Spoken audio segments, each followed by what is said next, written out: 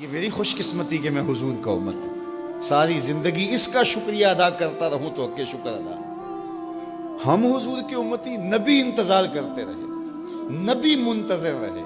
حضرت خلیل اللہ کی بارگاہ میں پکار رہے ہیں، ربنا وابعث فیہم رسولا، مالک رسول بھیج دے۔ کوئی کہتا ہے لیسا بفظ ولا بغلظ، وہ ترشرو نہیں ہوگا، سخت مزاج نہیں ہوگا، ماتھے پہ شکنے لانے والا نہیں ہوگا، وہ پیار بانٹنے والا ہوگا۔ بس وہ آیا جا رہا ہے۔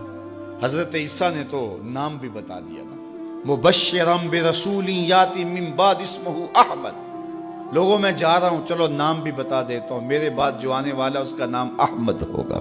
نبی انتظار کرتے رہے، 12 نبیوں نے انتظار کیا حضور کی امت میں ہونے کے لیے، تمنا کی۔ نستورہ راہب انتظار کرتا رہا، بحیرہ راہب انتظار کرتا رہا۔ شب ہجر کی سختیاں کوئی اس سے جا کے پوچھے، تیری راہ تکتے تکتے جسے صبح ہو گئی۔ زندگیاں گزار دی انہوں نے۔ سلمان فارسی کی کہانی سن لو، مجوسی کے بیٹے تھے، حق کی طلب میں نکلے، باپ نے گھر سے نکال دیا، ایک پادری کے پاس جا کے رکے، زندگی بھر اس کی نوکری کی۔ جب اس کا آخری وقت آیا، اس نے کہا میری تدفین کے بعد غموریا چلے جانا، وہاں کا پادری خدا رسیدہ ہے، تجھے اس سے کچھ مل جائے گا۔ کہتے میں وہاں سے غموریا آ گیا، پھر اس پادری کی ساری زندگی خدمت کی۔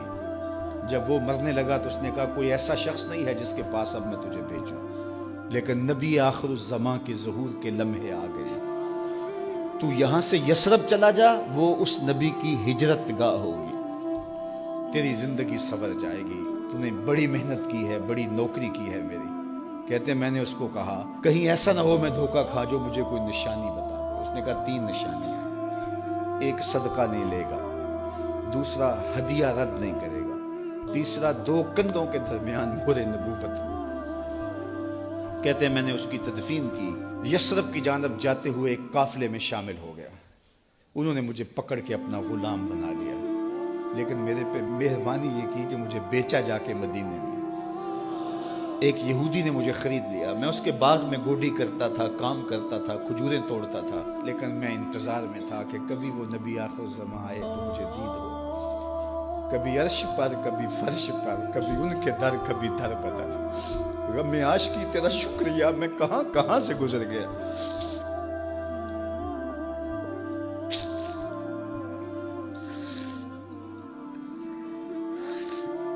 کہتے ہیں ایک دن میں اپنے باغ میں کھجوریں توڑ رہا تھا کہ ہواؤں میں مستی پیدا ہو گئی اور ہر سمت سے طلع البدر علینا کی صدائیں گونجنے لگی۔ میں سمجھ گیا کہ وہ لمحے آ گئے، میں نے چھلانگ لگا دی اور دوڑ پڑا۔ میرے آقا نے سمجھا شاید غلام بھاگ گیا، اس نے دوڑ کے مجھے پکڑ لیا۔ میں نے اس کو کہا کہ میں نوکر تیرا ہی ہوں، لیکن دل نوکر کسی اور کا ہے، میں بھاگوں گا نہیں، مجھے جانے دے۔ میں کچھ کھجوریں لے گیا تھا صدقے کی نیت سے، جا کے حضور کو پیش کی۔ آقا کریم نے فرمایا ہم نبی صدقہ نہیں لیتے۔ کہتے ہیں نشانی ایک پوری ہو گئی، کہتے ہیں کہ میں کچھ دنوں کے بعد اور کھجوریں لے گیا اور میری نیت ہدیہ کی تھی، میں نے پیش کی، حضور نے قبول فرما لی۔ لیکن میں بھی کہتا تھا تیسری نشانی بھی پوری ہو لے تو پھر مانوں گا، اور وہ کیا تھی؟ 2 کندھوں کے درمیان مہر نبوت۔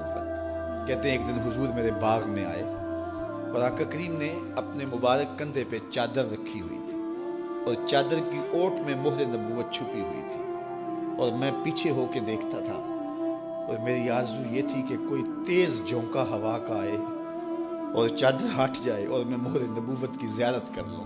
حضور میرے ارادہ قلب سے آگاہ ہوئے، فَأَلْقَى إِلَيَّ رِدَاءَهُ، حضور نے چادر اتار کے میری جانب پھینکی اور پھر ایسے رخ کر کے فرمایا انظر الی ما امرت بہ، اس پادری نے جو بتایا تھا دیکھ لے آ کے۔ تو کہا میں نے دیکھا کہ حضور کے دو کے درمیان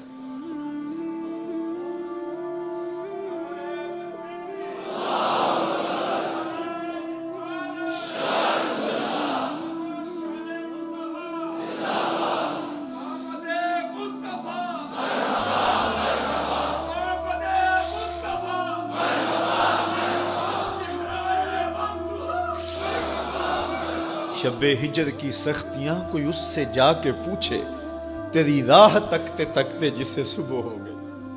ہم نے تو کوئی انتظار نہیں کیا نا، ہم نے تو کوئی دکھ نہیں سہا، ہم سوئے تھے مقدر جاگ اٹھے.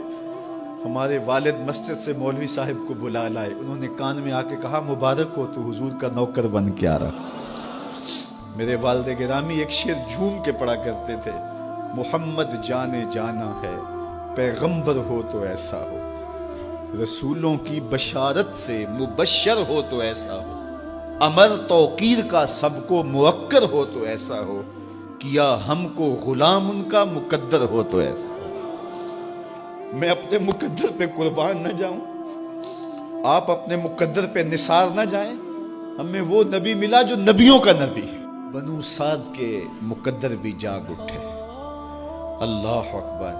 کیا وہ خوش نصیب وادیاں تھیں, کیا وہ خوش بخت پہاڑ تھے بنو سعد کے, جہاں حضور نے زندگی کے ابتدائی سال گزارے.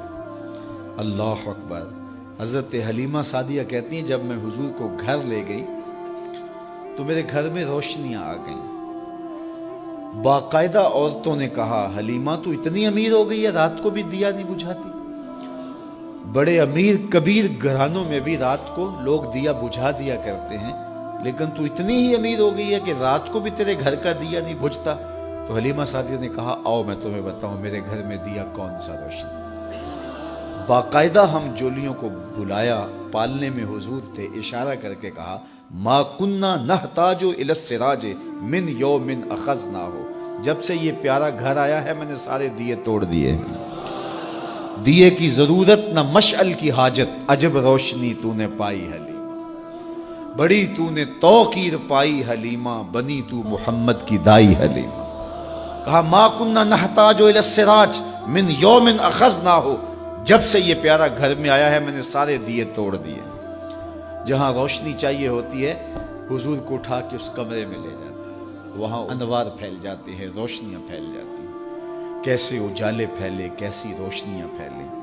حلیمہ دا چھپر کھجوری دے تھلے, حوراں وچھالے نوری مسلے, فرش تو عرش تک پہ گئی دہائی, حلیمہ نے لٹ لئی خدا دی خدائی. اللہ اکبر. وہ سارا دن تو صحراؤں میں گھوم لیتی تھی, اسے جب بھوک لگتی تھی لبوں کو چوم لیتی تھی. بخت جاگے حلیمہ سعدیہ کے حضور ان کے گھر آئے. اللہ اکبر. جدھر سے گزرتے گئے نور پھیلتا گیا, انوار پھیلتے گئے. حضرت سیدہ طیبہ طاہرہ حضرت عائشہ سلام اللہ علیہا فرماتی ہیں کہ میں کچھ سی رہی تھی کہ میرے ہاتھ سے سوئی گر گئی. اب حضور کے گھر میں دیے میں جلانے کے لیے تیل بھی نہیں تھا. میں پریشان تھی, سوئی گر گئی. اتنے میں حضور تشریف لائے. حضور مسکرائے, کہتی ہے میں نے گمی ہوئی سوئی تلاش کر لی. اللہ اکبر. تو یہ روشنی تھی, یہ انوار تھے. اللہ اکبر. اذا ضحک یتلالع فی الجدر. جب حضور مسکراتے تھے سامنے والی دیواروں پہ عکس پڑتا تھا.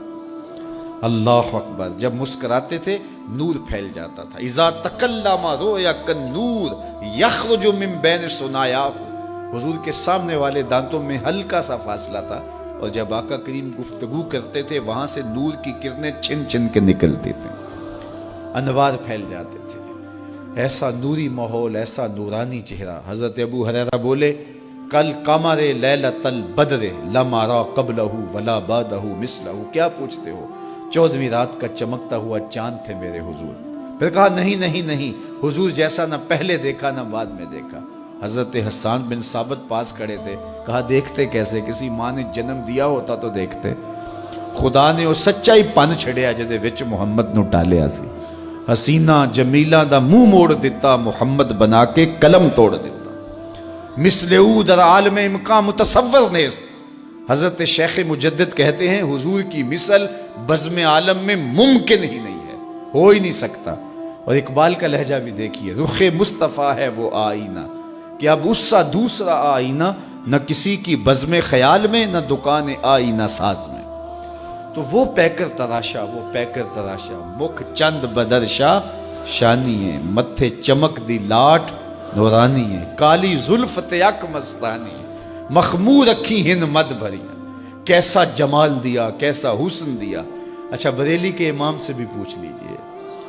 اللہ اکبر. بل بل نے گل ان کو کہا, کمری نے سروے جاں فضا. بلبل کی منتہائے پرواز تو یہی ہے نا، کسی کو پھول کہتے. بلبل نے گل ان کو کہا، کمری نے سروے جاں فضا، حیرت نے جھنجھلا کر کہا یہ بھی نہیں وہ بھی نہیں.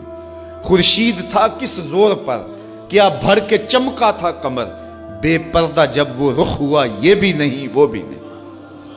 وہ حسن دیا وہ جمال دیا اللہ نے اپنے